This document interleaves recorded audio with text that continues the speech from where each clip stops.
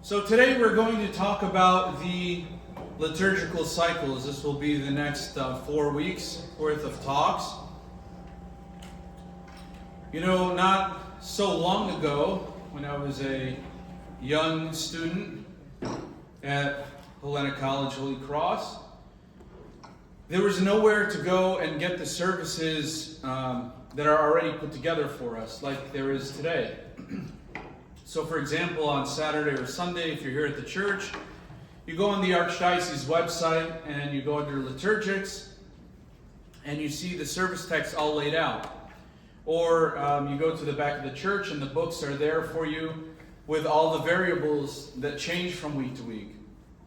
Well, that's kind of a modern thing over the past, 15, 20 years.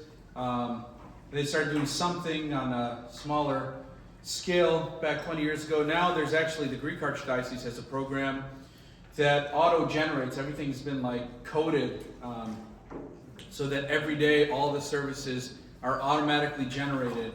And there are all these codes that determine what hymn is done at what place. Excuse me, which is pretty cool. But just like any time you have anything that gets done automatically for us, we learn the art of doing it for ourselves, right? So the art of putting the services together has kind of fallen by the wayside. And actually a lot of seminarians and even priests don't know how to put together services. So sometimes if there's a weekday service that isn't put together, I get a phone call. Hey, Father, how do you put Vespers together for this evening? So it's kind of a lost art. And wanted to go over, I'm not going to teach you how to put the services together, but I want you to at least understand when you come to church why we're doing the things that we're doing, and then you'll be able to see it and be like, oh, I know where this is from, or I know why they're doing that. And every once in a while you're going to see something even after these classes and be like, so why is he doing this? I don't get it. But you'll understand that part of this whole process is being just a little bit confused. So I want to start off. There's a quote in Latin that is lex orandi, lex credendi, which in Latin means we pray the way we believe. So what does that mean? What that means is our prayers, our liturgical services specifically, reflect exactly what we believe as Orthodox Christians. So when people ask, what do you believe?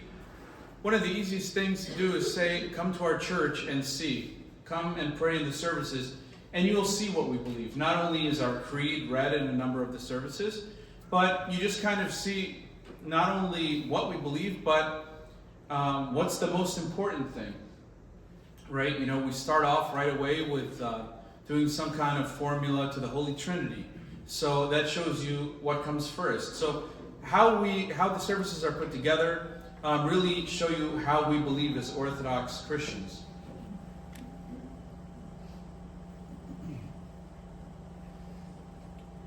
There are different liturgical seasons or cycles. So there are different things that we can look at. One are the major fasts. Anyone know how many fast seasons we have, fasting seasons? 4, yes. Anyone want to name them? So we just finished one. Great Lent. Advent.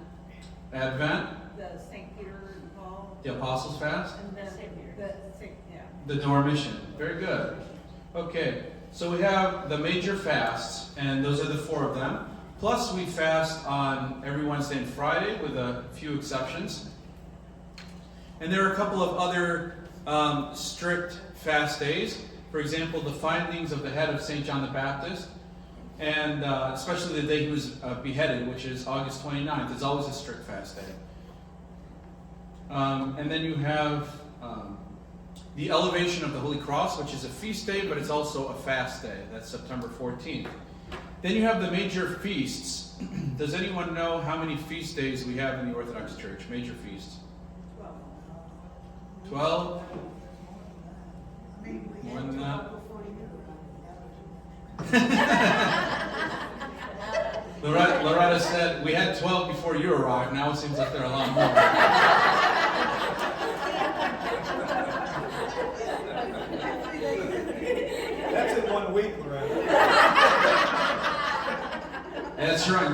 forget it. We have 12 major feasts in the church. That does not include Pascha. Pascha is called the Feast of Feasts. So it's like it's not counted among the ranks. Pascha, of course, is how we Orthodox refer to what they call in the West Easter, which hurts me to say a little bit. Easter was actually like a pagan holiday. And with Easter, you're celebrating Easter eggs and chicks being born and rabbits and things like that. Really has nothing to do with Christ being raised from the dead, other than the fact that Christ rose from the dead in the springtime. And there's a reason he rose in the springtime. It's a time where there's new life coming up, right? So that's one of the most beautiful things is as we're seeing, the tulips come up and all that stuff, you're getting ready to remember Christ's resurrection. So there's something special in that. But then there are also other feasts, and we're going to talk about the different kinds of feasts later on. I'm not sure if we'll get to it today. Who knows what the Katavasia is? Or the canon? Anyone? The Katavasia? So raise your hand if you come to Orthros or Matins. All right. Now do you know what the Katavasias are? Is that ringing a bell? So it's a set of 9 hymns, except we don't do the second one, so it's really a set of 8 hymns. We do 1 and then 3 through 9. And in the tradition of the church, there's a whole set of hymns, so each one of those hymns that we sing, there's actually like 4 or 5 of them, but to make Orthros a little shorter, we just do 1, except during Holy Week you start to see more of them. But the Katavasia is kind of like the main hymn from that canon, and it's 1 for every ode. Again, odes 1 through 9. I have some, thank you. But the Katavasia changes throughout every season. So, for example, right now we're in the Paschal season, and the first ode for the Paschal Katavasia begins, "It is the day of resurrection. Let us rejoice, O people, Pascha, the Lord's Pascha." Does that sound familiar? No? Okay. During Christmas time, we have a different Katavasia, and with Pascha, you start the Katavasia Pascha on Pascha, and then you do it for the 40 days. There are other Katavasias that kind of let you know that the season is coming up. So, for example, around Christmas time, right after actually on the day of the presentation of the Theotokos of the temple, we begin to hear the Katavasia of the Nativity, which is, "Christ is born, glorify him. Christ is come from heaven, receive him. Christ is on earth, be ye exalted. Chant to the Lord, all you people." I don't know, it's easier when I sing it. It's hard to recite it from memory like that. We have for, all the major feast days have one. The Dormition has it. Anyway, so there's one for every season. The one that we hear, it's done for the Akathist service, but it's also done during the year when we don't have like a specific season going on. And it's the one that you most hear. It's like, "I shall open my mouth and it shall be filled with the Spirit." So again, next time you're in Orthros, I know you're going to pay attention and you're going to notice the Katavasia. And that's a very easy clue as to what season we're in. And then we have the Kontakia. The Kontakion is singular, Kontakia is plural. Those are hymns that, they're also done in Orthros, again, sometimes, but you'll hear them specifically done. It's the last hymn of the small entrance. So I do the small entrance, we sing a bunch of troparia for the day, for St. George, and then right after the one for St. George, since he's our patron saint, we hear our Kontakion for the season. So of course, we're doing the Paschal Kontakion now. During Pentecost, there's a special one for there. And then for the parts of the year that there isn't anything particularly special going on, there's the generic one, "O protection of Christians that cannot be put to shame." And so you'll hear, usually the priest or the clergy sing that. Sometimes the chanter or the choir might sing it. So that's just a little bit about, it gives you some clues about what season we're in, just by listening to the hymns. So, try and wrap your mind around this liturgical chart here.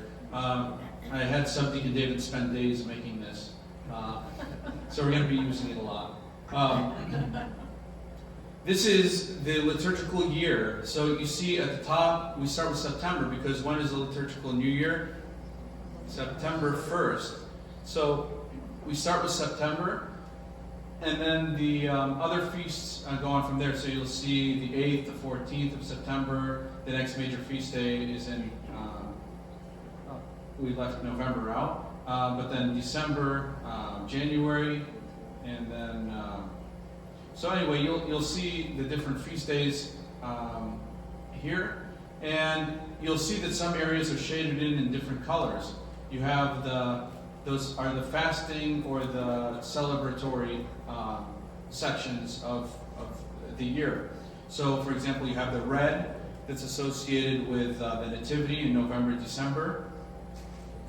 By the way, the fast for Advent is a fixed fast. It's always 40 days from November 15 to December 25th.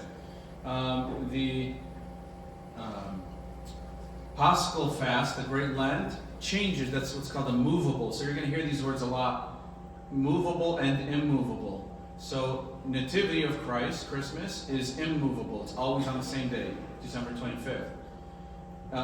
Pascha, Great Lent, is movable. So it kind of can start anywhere between a certain range and end anywhere between a certain range. The latest Pascha can go for us on the new calendar is May 8, I believe. And the earliest it can be is sometime in early April. I can't remember the date exactly. And then everything is based off of that for Pentecost and going a little bit before Pascha, so the days of the Triodion, the feasts of Palm Sunday, Lazarus Saturday. Those are all based off of Pascha, and those change every year. So the fourth lecture, Dr. Newman is going to be talking about how we figure out the date of Pascha every year. So that'll be week 4 of this series. I figured I'd leave that to him. It's actually somewhat of a simple formula, and then you have the feast, the fast of the Apostles.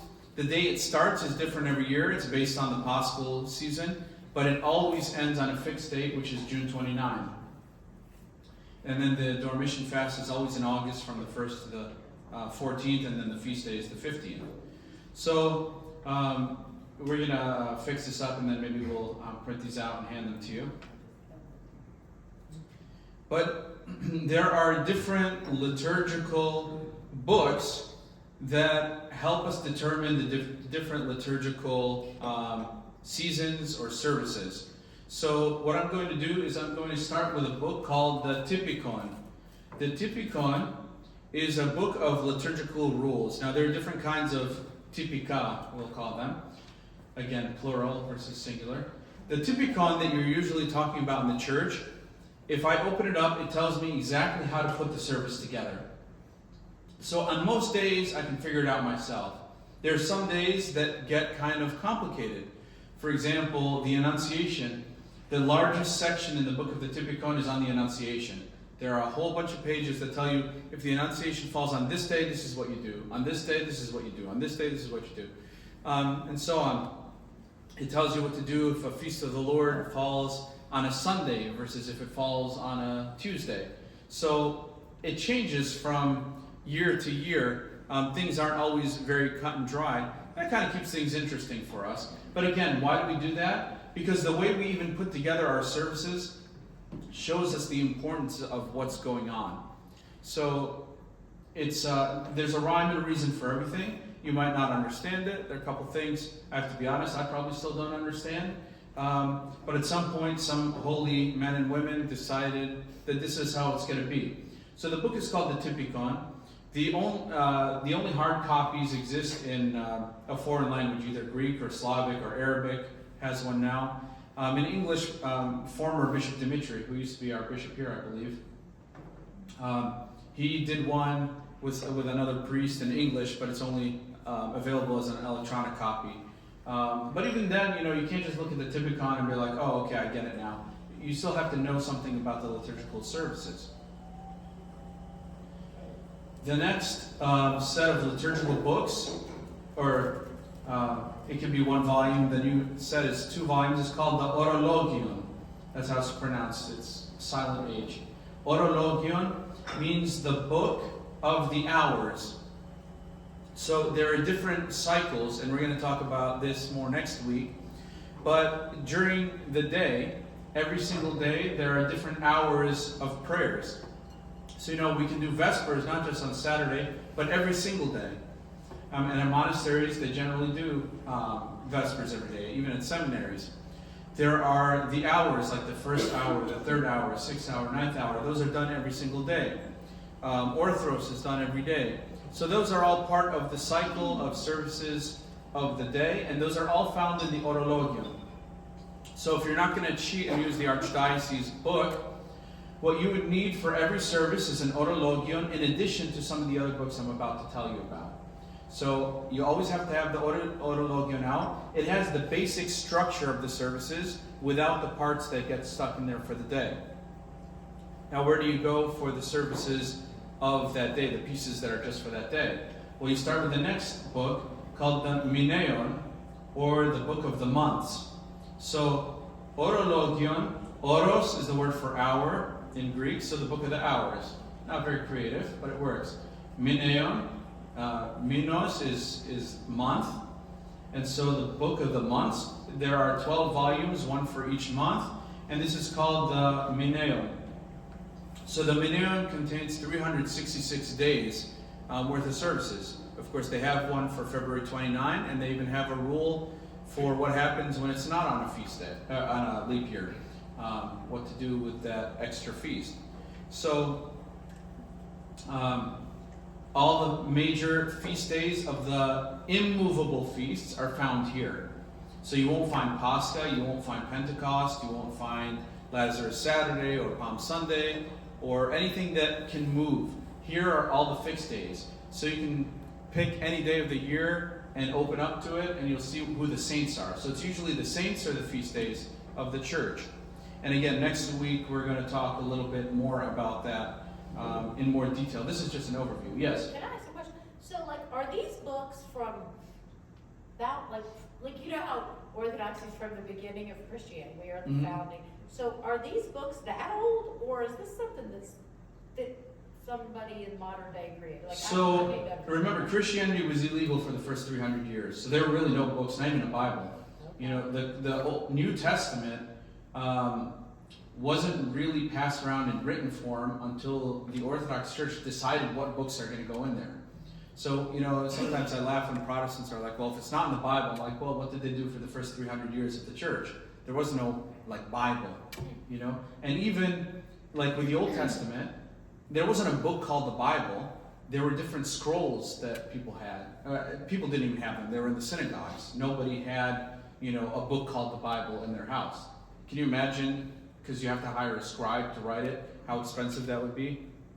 So even when the New Testament became written, it was something that you'd find in churches, and very, very rich people might have, and they might not even have the whole thing, they might have one of the books or something of the Bible. So the Mineon, it actually, in the pages of the Mineon, which I didn't bring one up here, maybe I should have, it says who wrote the hymns.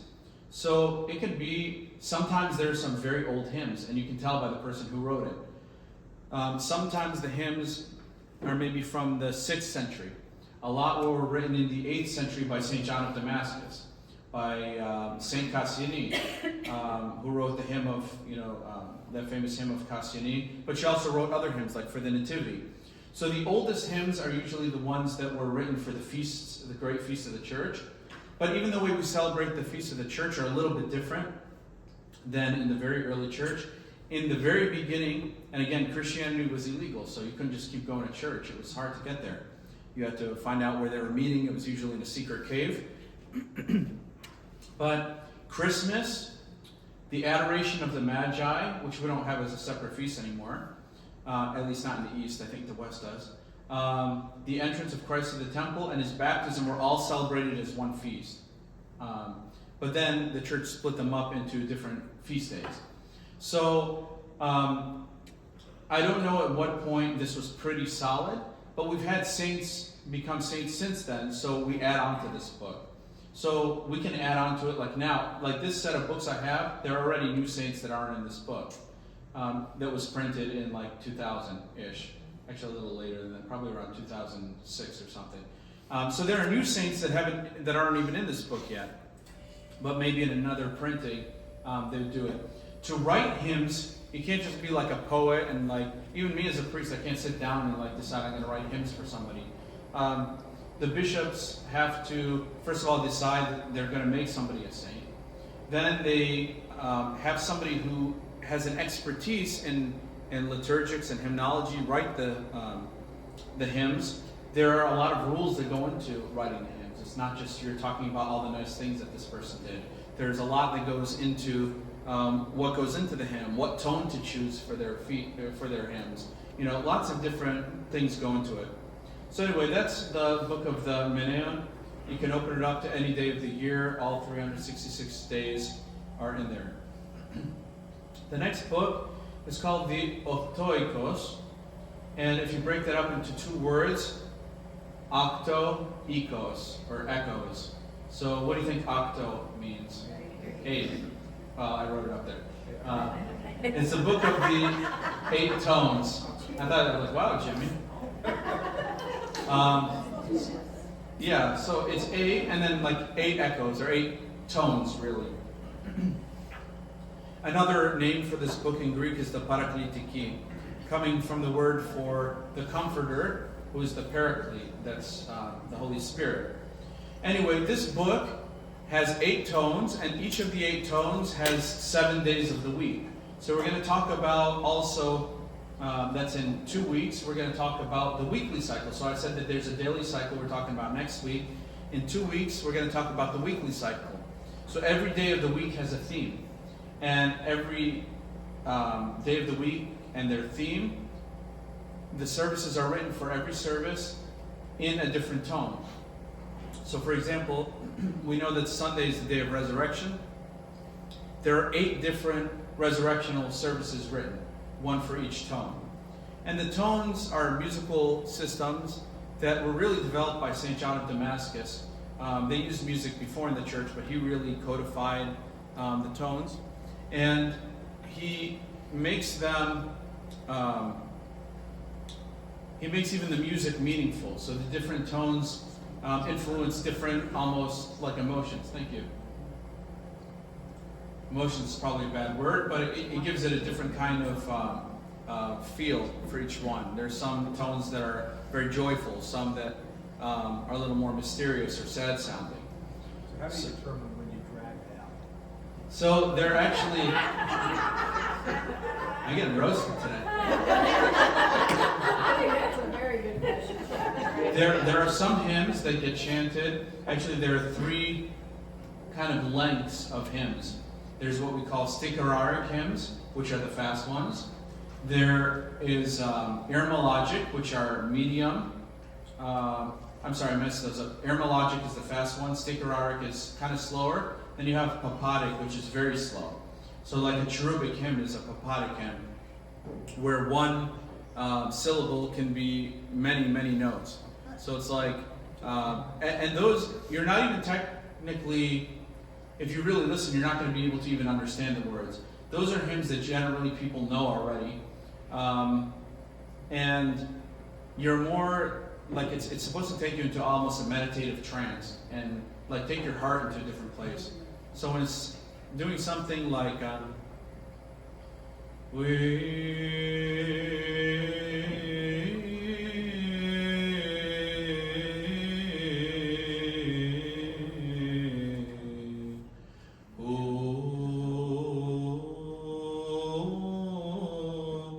expecting you to follow along. Right? That's 2. and I did it quick.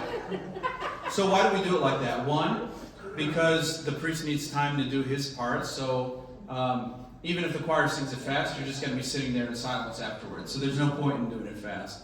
But 2, again, it's supposed to just let the music, the Byzantine tones weren't invented, just simply invented. They were given to us by the saints. And sometimes some hymns were even given to us by the angels themselves. which is a story for another day. So they're supposed to transport you to a different place, transport your heart.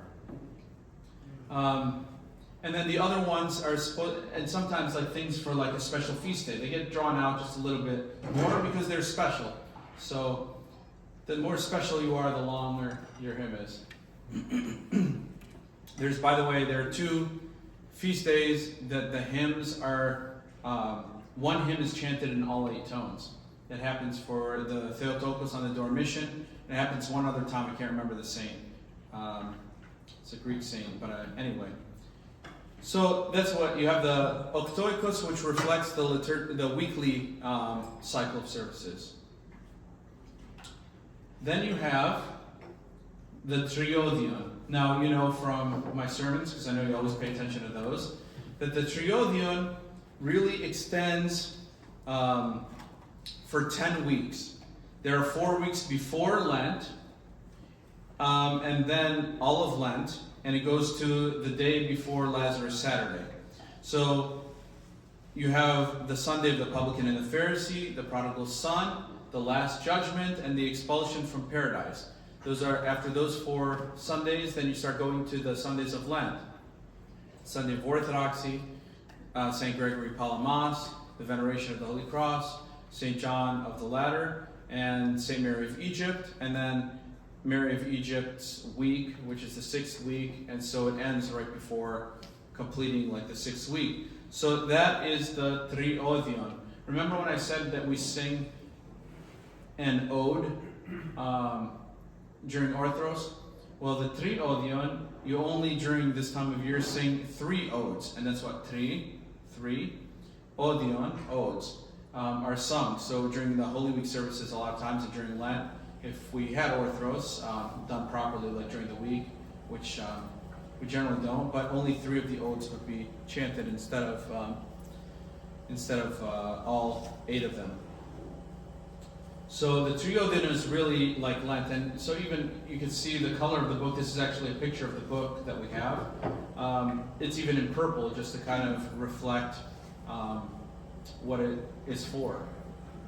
Then you have a book called the Pentecostalion, which is really just the book of Pentecost, right?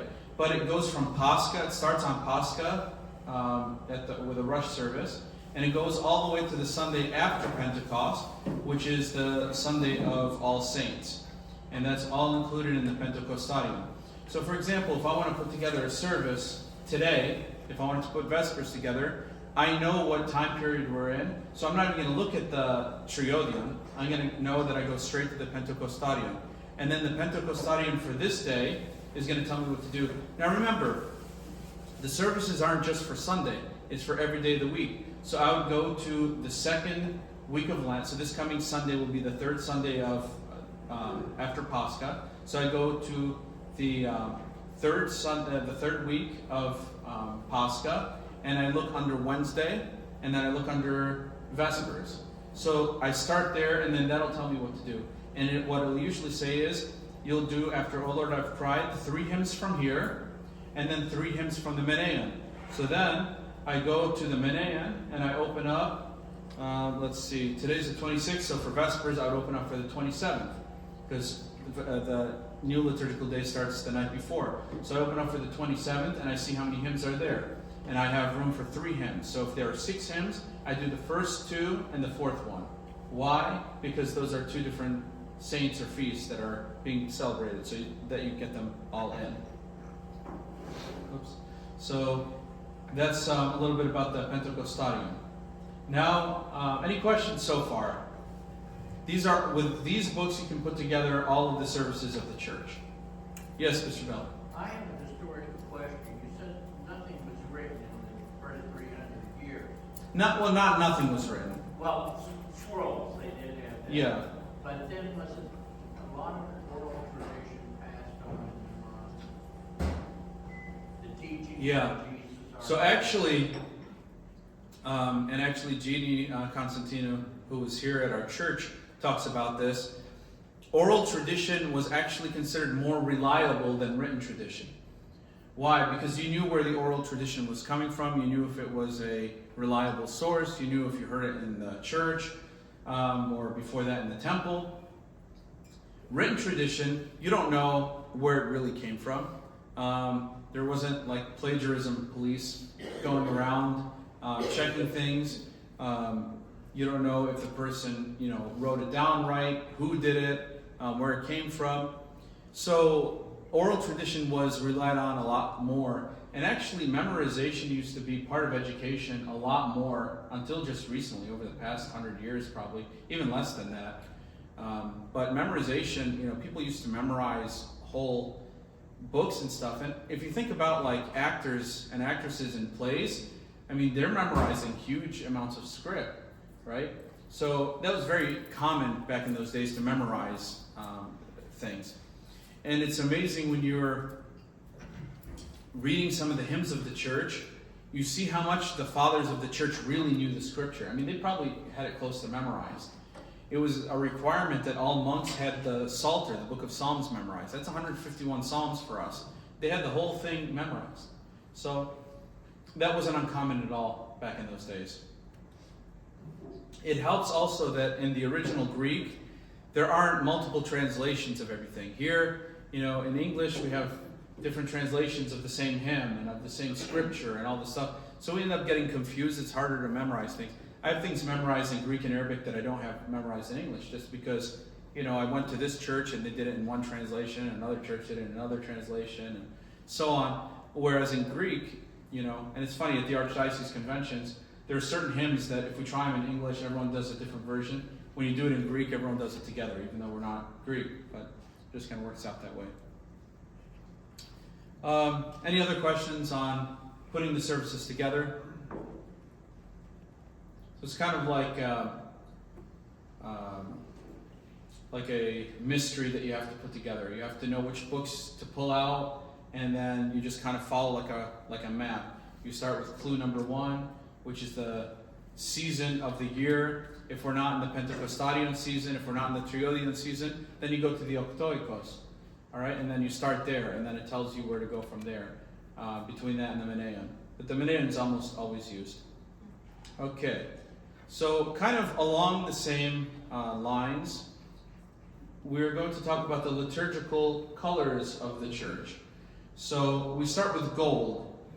Gold is kind of the generic color. So you might have seen an icon, and actually on our red curtain, which is up right now in the church, there's Christ dressed like what we'd see a bishop, and he's wearing his crown, and he's wearing like bishop's vestments, and he's sitting on a throne.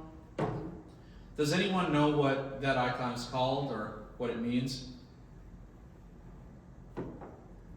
Priest? Yeah, so we call it Christ the High Priest. And even though those bishop's vestments weren't around when Christ was around, what's the point of us dressing him like that and sitting him on a throne? And his hair is braided, kind of like a rich person, like a king would be. Why do we do that? Because, yes, Christ came very humbly his first time around. But right now, Christ is sitting where? The right hand of the Father in heaven. And he's going to come again in glory to judge the living and the dead. So when he comes in glory, he's not going to come wearing cheap slippers and his tunic and whatever he wore the first time around. He's going to come in glory like a king, like the high priest, like he deserves to come in. And that's why when the priest is walking around town or the church or whatever, he's in like rags, right? And the same with the monastics. But when we go into the church, we're no longer just like, I'm not just Joseph walking around. I'm now putting on Christ and becoming an icon of Christ, even though I'm supposed to be an icon all the time, but I'm becoming part of the priesthood of Jesus Christ. And I'm doing liturgical actions reflecting heaven here on earth, right? So gold is a very royal color. It's like, of course, something that you're going to see in palaces and things like that. So we adorn the church in gold. Back in the early days, they were probably able to make liturgical items out of real gold. That's probably way too expensive now to do. I don't know, maybe some places in Russia have those kinds of things. But for the most part, we either do gold-plated or some things are made of pure silver. and that's a little more affordable. By the way, in the ancient tradition, we didn't have all these liturgical colors. There were only 2 colors that you would have. And the old typicon, remember what typicon meant? It was like the rules of the services. It would say either to wear light vestments or dark vestments. So on Pascha, you'd wear light vestments. During Lent, you'd wear dark vestments. And it wouldn't matter if they were, purple or red or green, versus, white or gold or whatever. So there was light and dark vestments. There weren't all these different colors. But for the most part, we've switched into this new system. So gold is also kind of the default color when there isn't a particular season. So when you see gold on the altar, on the priest, it generally means that we're in a not any specific season. Or possibly it could be some feast of the Lord. For example, the Transfiguration, Theophany, you might see gold. The next liturgical color is blue, which is associated with the Theotokos. Blue is the color of divinity, and the Theotokos took on Christ's divinity. That's why in her icon she's usually wearing red and blue. Red is the color of humanity, and blue the color of divinity. So you see, even on the back of these vestments, you see the Theotokos embroidered on there. So if you see blue, it usually has to do with some kind of feast of the Theotokos. Then you have red. Red is the color of blood, and so you have it for some of the feasts of the Lord, like for example the Nativity of Christ. It's his nativity according to the flesh is the full name. So he took on humanity, and so we wear red. We also wear red for the feasts of the martyrs and the apostles, who were mostly martyrs as well, to remind us of their martyrdom. The next color is purple. And purple is again a royal color. Remember, Jesus had the purple robe put on him to mock him. It was actually one of Herod the Tetrarch's robes that they used to mock him with. And purple was a very expensive color in the old days because it was hard to make. So only kings and royalty would have purple. But we wear purple during Great Lent to remind us of Christ being mocked as being a king. And it's funny because he was really a king, but they were mocking him, saying, "You're not a king," and so they put on the purple of mockery. So we do it to, in a sense, be mocked with him. I used to think that we wore the purple of mockery when I was a kid because purple was a girl's color. I'm like, look, they're making us wear girls' colors. But that's not the reason. The next liturgical color is white. It's kind of like me name dropping. It's me with the patriarch there, wearing our white vestments. White is the color for Pascha, which is what we're wearing now. And some traditions for Pascha you wear red. The Greeks do that a lot. Some traditions for Pascha is you wear just your nicest vestment. Whatever the nicest vestment is, you wear that for Pascha. Some people wear their ordination set just once a year for Pascha. So, because if you wore it more than that, it would get ruined quickly. So, think whatever set you're, because you're usually ordained in a white or a gold set. So, again, you generally wear it for Pascha. We wear it also for funerals because it reminds us of the resurrection. We wear it for baptism because it reminds us of the white robe that we put on. And you could wear it also either white or gold for the Transfiguration or Theophany. And then the last color is green. And green is the color of life. So we wear green on the Feast of Pentecost, where the Holy Spirit who gave us life, who breathes life, is celebrated. We wear green also, and there are two different traditions on this between the Byzantines and the Slavs. The Byzantines wear green for Feast of the Cross because we call it the life-giving cross. The Slavs wear red because of Christ's blood that was shed on the cross. Either one is fine. Antiochians kind of go both ways. Some wear green, some wear red. I prefer green. And the basil, of course, reminds us of that as well. So those are the different liturgical colors that we wear throughout the year. And at this time, I'll take any questions. Yes, Laura? Did I hear something that you're really supposed to wear gold, not you, priest, but people in general wear gold on Good Friday?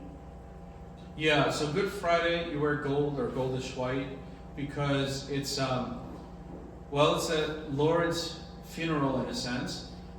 It's also a day of resurrection. So remember, for our own funerals, we wear white or gold. So for Good Friday, it's the Lord's funeral. So we're doing it in the hope of the resurrection. Plus, Holy Friday is really the orthro service for Holy Saturday, which is Christ's triumph over Hades. So if you look at the hymns, again, we believe how we pray. If you look at the hymns of Good Friday, there are a lot of resurrectional hymns in there. So we chant the Troparion of the Resurrection. Our choir members probably are familiar. We sing, "When thou didst submit thyself unto death, O thou deathless and immortal one." That's a hymn of the resurrection. We sing another hymn, you Orthros goers. It's called the Evloitaria of the resurrection.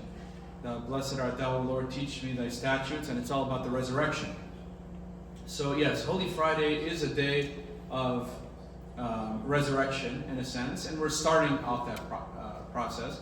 So I don't necessarily wear the same set that I'm going to wear for Pascha, but I start heading in that direction. Yeah. This year I wore kind of a fancy red gold set that was given as a gift. So it was kind of show it's a special day. But yeah, I mean, even you can tell what we believe just by the colors that the priest is wearing. Everything has some meaning. Any other questions? We're going to start to get into more details on the 3 liturgical cycles. Next week, the daily cycle. The next week, the weekly cycle. And then the yearly cycle the week after that. So we'll dive into those and they'll start to make more sense. Especially the daily cycle, because the monastics experience that more than we do. You're going to hear things next week that you've never heard of before, because it's going to be like, oh wow, I didn't know all this stuff was going on. John, do you have a question? Did you wear blue during the Dormition? Yes. Is that right? Mm-hmm. Yeah, we're blue during the Dormition. I take a break on August 6th, which is the Transfiguration of the Lord, and I switch to usually a white or gold set for that, and then I go back to blue. Any other questions? No? Okay. So I do Yes. have one, I'm sorry. So when you're putting together a service, I never even thought in a million years about Mm-hmm. put together a service. I Mhm. was like, you just did it. I don't know where I thought it came from. Yeah. And so my question is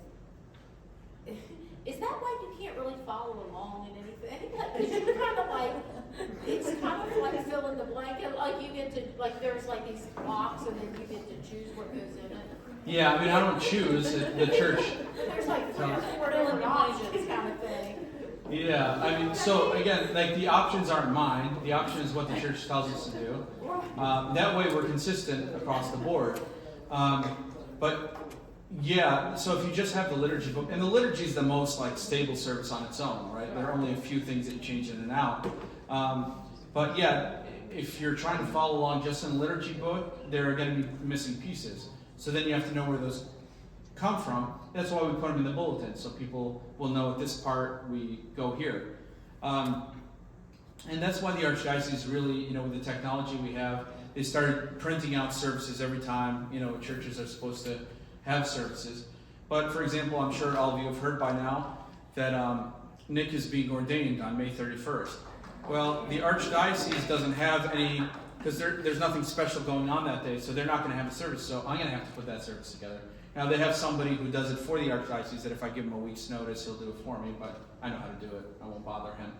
And it's a lot of cutting and pasting from, things that I already have online, so it'll be easy to kind of put those things in for people to follow along. And that's why we do it, and that's why we print all those services, so that you have something to follow along. Because I know people will be lost.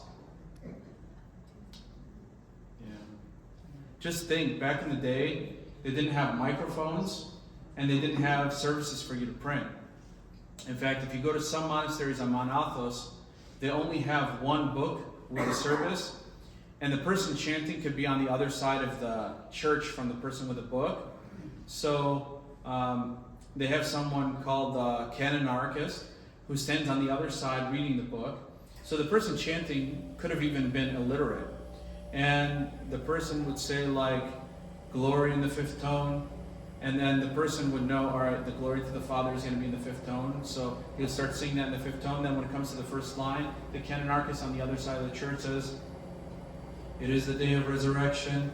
And then the chanter will start, it is the day of resurrection. Let us be radiant, O ye people. Let us be radiant, O ye people. So anyway, the monastery I went to in Vatopedi, that's how they do all their hymns.